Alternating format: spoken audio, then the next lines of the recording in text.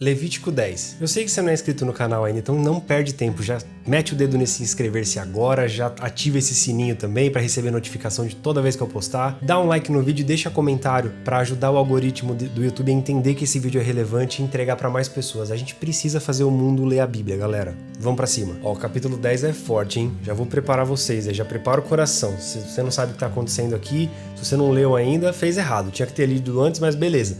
Tem novidade aqui pra vocês vão gostar, é chocante. Primeiro que já começa com um subtítulo que é tenebroso, que é A Morte de Nadab e Abiú. Não sei se eu pronunciei certo, mas esses dois nomes que são difíceis de pronunciar, eles são filhos de Arão. Logo no começo do capítulo conta que eles levaram seu incensário. Incensários são vasos com brasas vivas e eles são usados para queimar o incenso. Cada um com o seu, né? Eles levaram cada um o seu, eles acrescentaram incenso e levaram fogo profano perante o Senhor, sem autorização, que esse não era o combinado. De acordo com o site Reavivados por Sua Palavra.org, pode ser que o fogo que os filhos de Arão usaram fosse de um forno que os sacerdotes usavam para preparar sua própria comida, e não daquele fogo que o Senhor enviou no primeiro sacrifício de Arão, sabe, que a gente falou? O certo seria eles manterem aquele fogo ativo, vivo, e sempre utilizarem desse fogo toda vez que eles fossem fazer o sacrifício. Então, pelo fato deles terem feito isso de forma errada, até desleixada, fogo do Senhor consumiu eles. Isso quer dizer que eles morreram perante o Senhor, mesmo, eles morreram, de fato. Moisés então disse algumas palavras para Arão, e elas soam como se fosse um poema. Eu vou ler aqui para vocês terem uma ideia. Eu não sei se de fato era para ser um poema ou uma canção e tal, mas é isso aqui que está escrito. Foi isso que o Senhor disse: aos que de mim se aproximam, santo me mostrarei. À vista de todo o povo, glorificado serei. Moisés então chamou Misael e Eusefã. Meu Deus, os dois nomes são muito complicados. Se eu falei errado aí, me desculpa. Eles são filho de Uziel, tio de Arão. Moisés então pediu que eles tirassem os seus primos da frente do santuário. Aqui eu fiquei um pouquinho confuso, eu não achei em nenhum lugar a explicação ainda. Se alguém souber, por favor, comenta aí. Mas parece que essas duas pessoas que têm um nome difícil são filhos do tio de Arão. Então, o filho do tio de Arão, com certeza eles são primos de Arão. Mas pelo que eu tô entendendo aqui, parece que eles tinham que tirar, provavelmente, o corpo das pessoas que foram consumidas, ou até mesmo os outros filhos que ficaram vivos. Enfim, essa relação de parentesco aí não ficou muito clara pra mim. Mas eles foram até lá e puxaram os rapazes pela túnica, como tá escrito, da forma como tinha sido ordenado pra eles mesmo. Moisés então disse pra Arão e pros outros filhos de Arão que eles não poderiam andar por aí descabelados ou rasgarem suas túnicas. E ele fala isso com relação a não andar descabelado ou não rasgar suas túnicas como um gesto de luto, né? Então eles não deveriam fazer isso para mostrar luto pelo que tinha acontecido. Porque se eles fizessem isso, eles morreriam também. Mas no capítulo está escrito que eles e toda a nação de Israel poderiam chorar a morte desses dois rapazes, né? E Moisés também pediu que eles não saíssem da tenda do encontro, porque como eles tinham o óleo da unção, se eles saíssem da tenda do encontro, eles morreriam. E eles obedeceram tudo certinho, eles não foram displicentes, não. Outra ordem que foi dada é que eles não bebessem vinho ou qualquer outra bebida fermentada. Acredito que isso se estendia a qualquer tipo de bebida alcoólica. E esse era um decreto perpétuo para suas gerações. E eu também achei uma explicação no site Reavivados por Sua Palavra que faz muito sentido. Provavelmente Deus pediu para que eles não ingerissem, não usassem nada que alterasse o seu juízo, de conseguir discernir o que era certo ou errado, puro ou impuro, santo ou profano, como os rapazes fizeram com o fogo. Eles não discerniram o que era um fogo profano de um fogo santo, e isso trouxe consequências mortais para eles. Eu não sei se de alguma forma quer dizer se eles estavam bêbados ou não, enfim, isso não está explícito.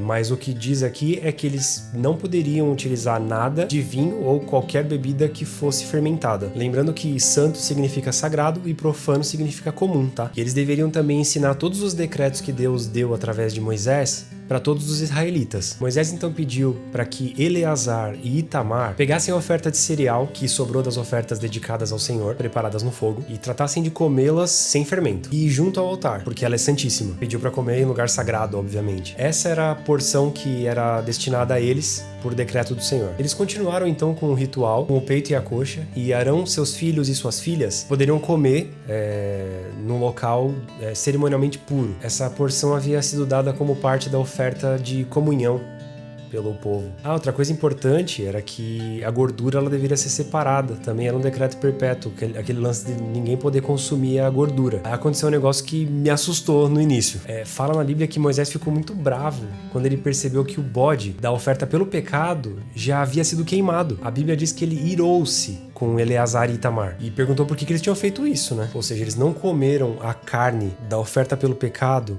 no lugar santo. O sangue do animal não foi levado para o lugar santo como tinha sido ordenado. Mas aí Arão chegou então e disse, ele foi conversar com Moisés, explicar um pouco o que estava acontecendo. E eles ofereceram o seu sacrifício pelo pecado e seu holocausto perante o Senhor. E ainda ele lançou uma pergunta que está lá no versículo 18. Vou ler aqui essa pergunta para vocês. Mas essas coisas que aconteceram comigo, será que teria agradado ao Senhor se eu tivesse comido a oferta pelo pecado hoje? E aí o capítulo lá na leitura termina dizendo que Moisés ficou satisfeito com a resposta de Arão. E aí vem algumas coisas que eu dei uma estudada sobre esse capítulo para conversar com vocês também. Na Bíblia Shed está dizendo o seguinte, que Arão estava se recordando dos acontecimentos daquele dia, sobre o lance dos filhos dele. Ele estava na incerteza que, se daquela maneira, ele poderia ser considerado digno de cumprir sua missão sacerdotal. E não estando em condições, ele poderia causar a ira de Deus, a ponto dele ser fulminado também. Bom, vamos lá para um pensamento meu aqui agora. Está escrito lá no capítulo que é necessário todo mundo discernir e separar o que é certo ou errado, puro ou impuro, santo ou profano. E pensando humanamente, toda aquela situação de como tudo aquilo foi trazido para o povo através de Moisés, vale lembrar que Moisés tinha uma dificuldade de fala. Isso é dito algumas vezes aqui na palavra, alguns estudiosos já foram atrás. Não sei ao certo se é real mesmo, se ele era gago, se ele era fanho, qual que era o tipo de dificuldade que ele tinha na fala, mas ele tinha uma dificuldade na fala. Então, para as pessoas receberem tudo isso que foi trazido, a gente já passou por muita coisa nessa leitura, principalmente aqui em Levítico, e tem muita coisa difícil de entender. Mas, cara, nada disso, mesmo fazendo um pouco de sentido, anula a necessidade da gente discernir de fato o que é certo ou errado, puro ou impuro, santo ou profano. Deus quer que a gente se dedique muito às coisas dele, que a gente não faça de forma desleixada e que tenha sempre reverência e respeito.